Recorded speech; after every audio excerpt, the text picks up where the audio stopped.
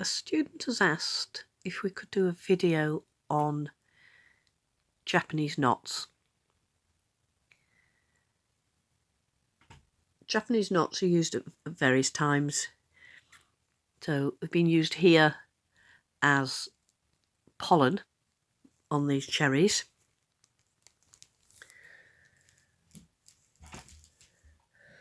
Or the other time they can be used is to decorate the end of tassels, as in this piece. Or if you really, really like knots, you can always do an entire piece. So there's a bit of a glare on this. That's better. You can always do an entire piece all in knots. So this is one I did a few years ago now.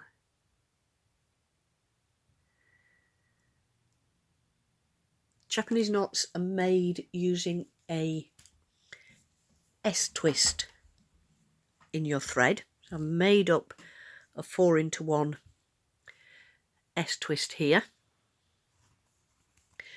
I'm just going to demonstrate on the corner of this piece. The normal twist is a Z twist, but the act of making the knot in the Japanese way will untwist the thread if you try them do them with a Z twist. So you have to make them the other way up, the other way around. So when you do your under twist, you're going up your left hand, and then your over twist is up your right hand, which, as I say, is the opposite way around to the normal way.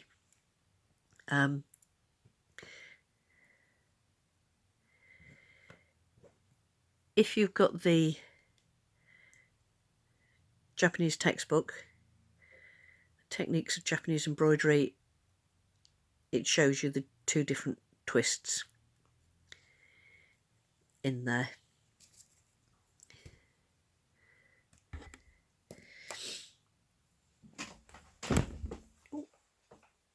Now I've got a bit of a cough and a cold and a sore throat, so I apologise for the hoarse voice and any hoarse breathing you can hear. So I'm just going to put a little pinhead just to start with, just to anchor the thread. This is exactly the same way as anyone else, and normally, of course, it's going to be hidden. When you're doing knots, they all need to be facing the same way. So you need to make sure that your needle is either coming up in a north-south direction or an east-west direction.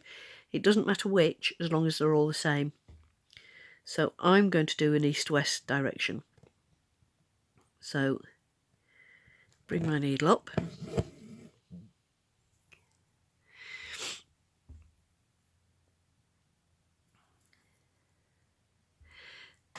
Now this is one of, well, there's 2 important things. You make a loop, but the important thing is this thread here that's going through your needle, you need to keep hold of that bit. So just close your fingers on it. And then what you do is you make a loop with the rest of the thread, and your needle, I'm going to use 2 hands for this so I can hold it properly and see it properly, hopefully.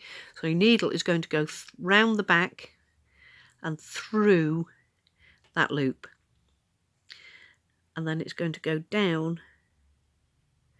right next to where it's come up. And you can let go of this loop. Then pull the needle very gently from underneath, and where you've got your fingers closed around this thread, that's the one you want to keep hold of. Just gently pull until that knot just sits on the top of your fabric. You don't need to put any pressure on it, you don't need to pull it hard, You just kind of need to manipulate the thread until it sits right on the top of your fabric. The last little bit, when this loop is too small to have your fingers in, just use your tekabari and it slips off the end. And that's your knot. Don't pull it tight or it'll make the knot go misshapen. So the same again. You make a loop, keep hold of this thread. Your needle goes round the back of this thread, through the middle of the loop,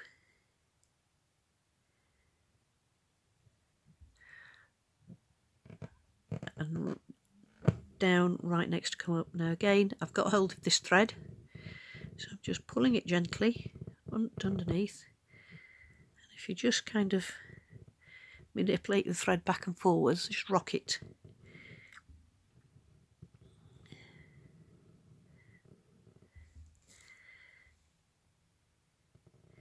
That knot will sit on the top of your thread, on the top of your fabric, sorry. Then you use the tekabari for the last little section. And there you get a Japanese knot.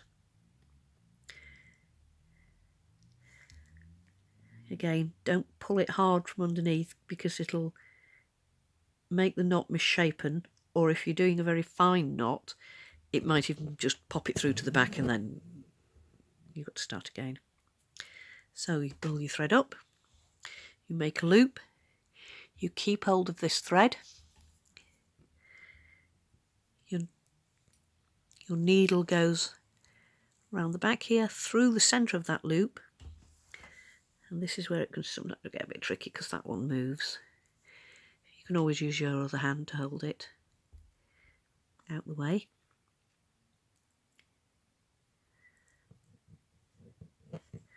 And right next to it.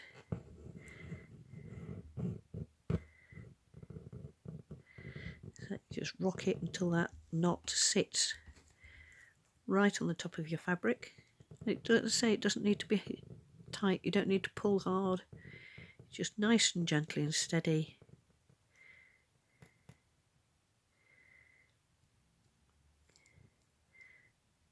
And then you get a nice, almost kind of donut shape as a knot.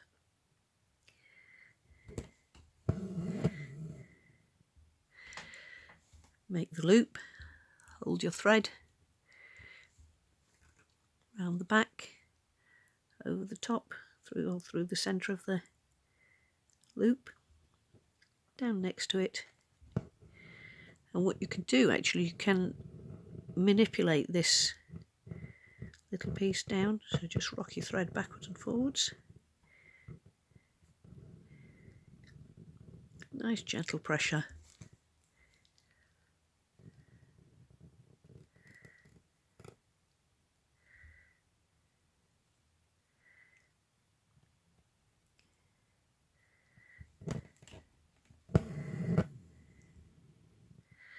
And then you just keep going, however many knots you need to make. These can be made in any colour, obviously, any size. As I said, this is a 4-into-1 twist. You can do a 1-into-1, you could do a 6-into-1, you can do a 10-into-1. It doesn't really matter as long as it's an S twist.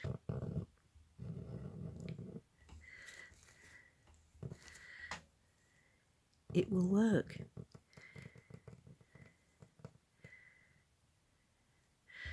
Some people do find this very hard and prefer to do French knots, which don't look exactly the same, but they will do the same thing. But this way, once you've got the knack, I find really much easier than French knots. My French knots always get tangled, but these never do.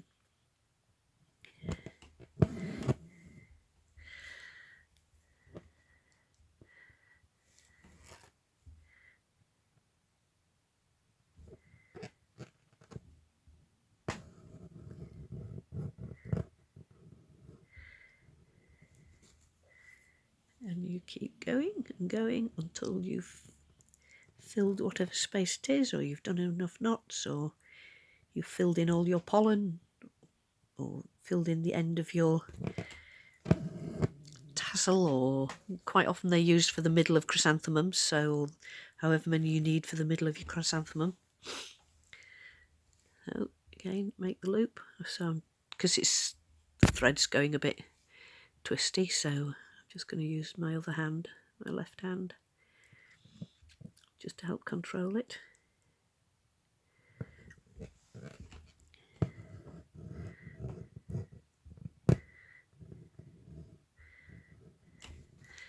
Nice gentle pressure.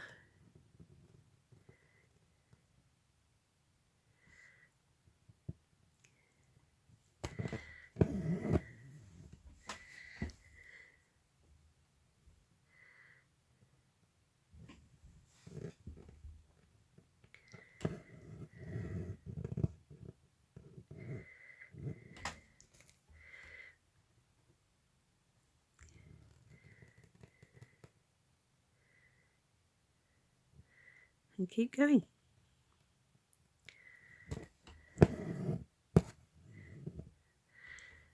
So you make your loop, hold onto this thread that's going into the bottom of your needle, through the loop, and because I'm going east-west, I go down just to the left of where I've come up.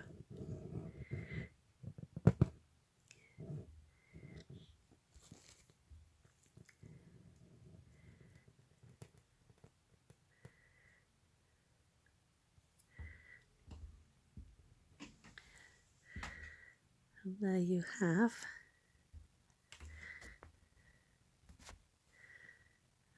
a bit.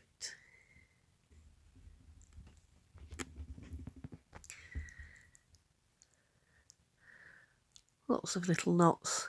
You can see the little kind of donut shape in the middle, and they're actually quite flat. They don't stick up, they're quite flat.